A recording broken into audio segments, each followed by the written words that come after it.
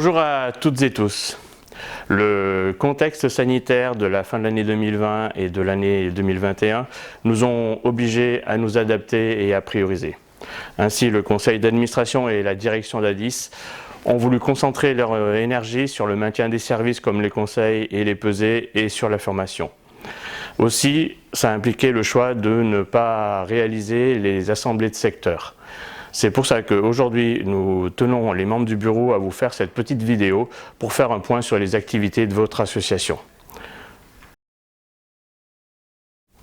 Je vais vous faire un petit retour sur les temps forts de l'année passée. L'hiver dernier a été riche et a démarré par nos deux colloques sur le changement climatique, l'un au lycée agricole de la Côte-Saint-André en Isère et l'autre au lycée agricole du Valentin dans la Drôme. Les deux intervenants de l'Institut de l'élevage nous ont permis de partager les constats et d'entrevoir les solutions au niveau des fourrages, de la conduite des troupeaux, mais également de l'aménagement des bâtiments. Dans la lignée de ces colloques, des formations caprines et bovines sur le bien-être animal et le stress thermique sont organisées cet hiver. Elles seront complétées par des interventions spécialisées en élevage. Les expérimentations prévues le printemps dernier sur la récolte des fourrages, top ensilage et top foin, ont été réduites et seront mises en place en 2021. En revanche, nos journées matières sèches maïs courant août ont encore fait le plein. Une douzaine de rencontres pour plus de 150 éleveurs présents et 500 parcelles de maïs analysées.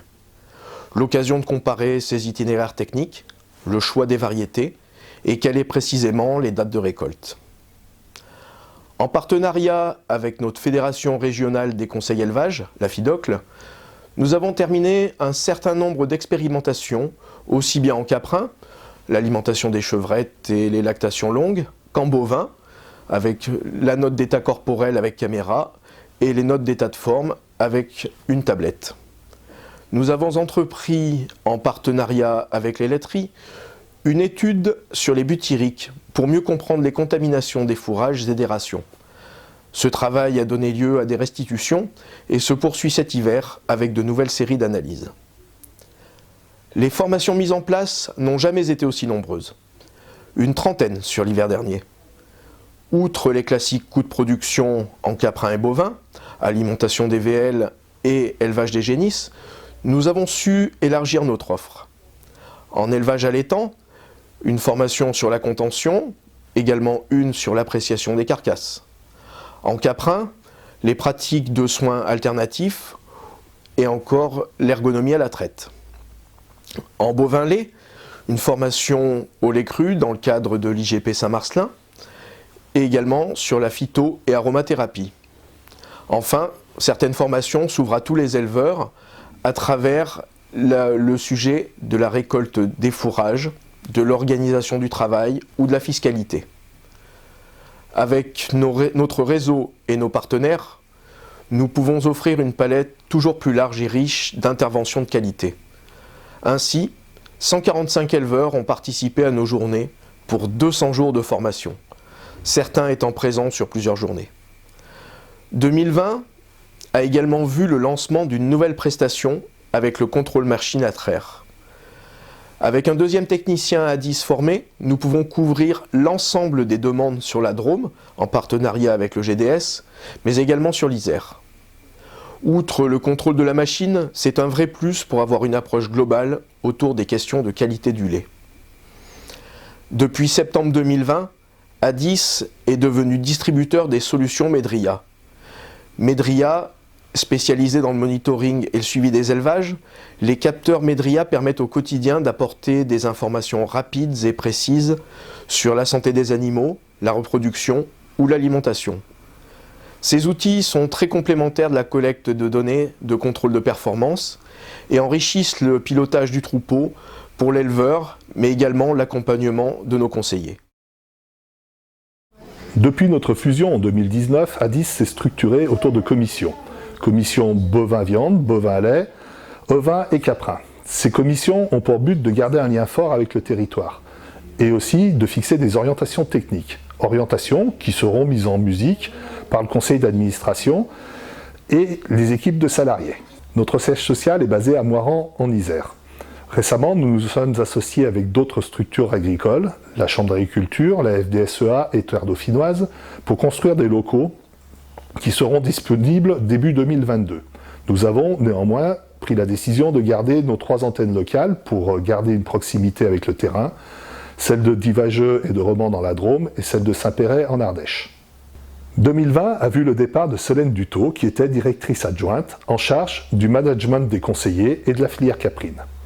Récemment, nous avons finalisé l'embauche d'Adrien Rabalan, qui est le directeur de la ferme du lycée de la Côte-Saint-André. Le bilan financier 2019, déficitaire de 110 000 €, est conforme à nos prévisions budgétaires. Le résultat 2020 sera à peu près du même ordre, et cela pour 2 raisons principales. La première est la baisse des subventions de nos partenaires départementaux et régionaux, et la seconde, c'est l'érosion du nombre d'élevages, notamment en bovins. L'équilibre financier est prévu pour 2022. Pour cela, nous avons revu notre offre de services, nous travaillons aussi sur des économies de fonctionnement, la réorganisation des secteurs bovins-lait et la prospection de nouveaux adhérents, notamment en caprin. Donc la fusion d'Adis, c'était un travail de longue haleine. Donc aujourd'hui on arrive à son terme, donc c'est quelque chose qu'on a pu conduire avec l'ensemble des administrateurs. Donc ça va nous permettre sur 2021 de déployer de nouveaux projets et notre stratégie 360 pour les agriculteurs d'accompagnement. Donc au niveau de la traite, donc il va y avoir l'arrivée des lactocordeurs. Donc c'est un nouveau service qui va être plutôt destiné aux gros élevages, qui va permettre que ça soit moins pénible le contrôle de performance.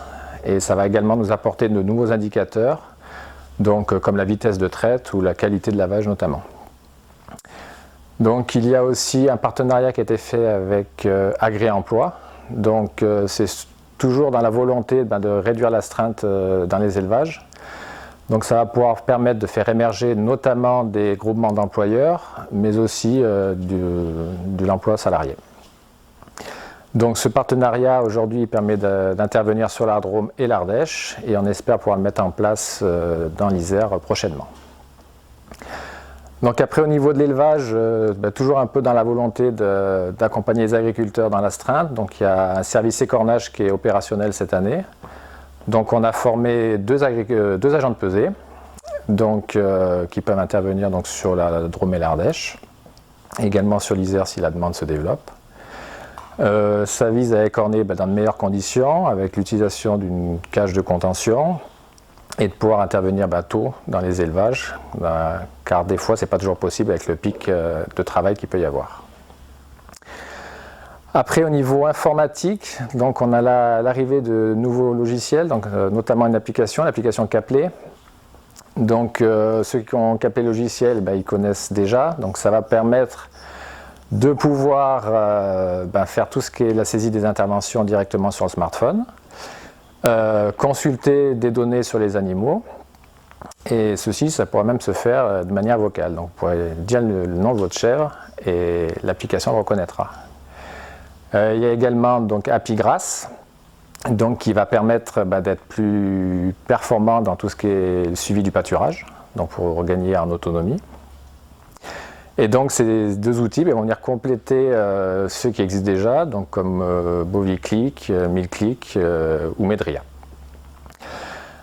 Donc ensuite, dans les axes stratégiques, les administrateurs ils ont eu la volonté de développer tout le volet agronomie et agroécologie, donc avec le déploiement d'un outil pour l'accompagnement sur le plan de fumure. Donc déjà dans la volonté d'être en conformité au niveau réglementaire. Donc ça c'est l'entrée de base. Donc pour ça on s'est équipé d'un logiciel en partenariat avec Loire Conseil Élevage. Donc le logiciel c'est Geofolia. Et également pour ceux qui vont pouvoir aller plus loin, c'est la volonté d'optimiser tout ce qui est l'apport de fertilisants, faire des économies, être plus efficace. Donc aujourd'hui on sait que l'agronomie et l'agroécologie c'est une grosse attente sociétale. Mais c'est également une attente de la part des agriculteurs, car demain, il faudra être à la pointe sur ces deux domaines. Et enfin, dernier point, c'est le plan de carbone. Aujourd'hui, Adis, depuis une dizaine d'années, réalise des diagnostics Cap2R, donc on est à la pointe sur le dossier carbone. Aujourd'hui, on peut, en faisant des plans carbone sur exploitation, accéder à des crédits carbone. Et donc sur 2021, on va pouvoir déployer cet outil, Cap2R, donc sur à la fois les ateliers viande et sur les ateliers caprin-lait. Voilà, donc une année 2021 qui s'annonce riche. Vous venez donc d'avoir l'exemple de quelques projets que ADIS a mis en place pour un accompagnement 360 degrés de nos adhérents. Pour cela, il y a forcément toujours plus de formation de tous nos agents pour répondre au maximum à vos besoins. J'en profite à cette occasion pour remercier tous nos salariés, qu'ils soient administratifs, agents de pesée ou conseillers, pour leur dévouement et leur implication dans leur métier à votre service. Car ADIS est votre association, une association d'éleveurs au service des éleveurs, une association dont l'objectif est de vous accompagner tous les jours dans vos élevages, au plus près de vos besoins et préoccupations. Une association qui n'a qu'un seul objectif, votre réussite. Votre réussite en tant qu'exploitation agricole, par l'optimisation de vos résultats techniques, économiques, mais surtout votre réussite en tant qu'éleveur par l'organisation de votre travail, l'accompagnement de vos projets, la définition de votre vision et la mise en place de votre stratégie. Je vous remercie tous d'avoir pris le temps de nous écouter. Je vous dis à bientôt, je l'espère en tout cas, pour effectivement des réunions de secteur en présentiel en fin d'année.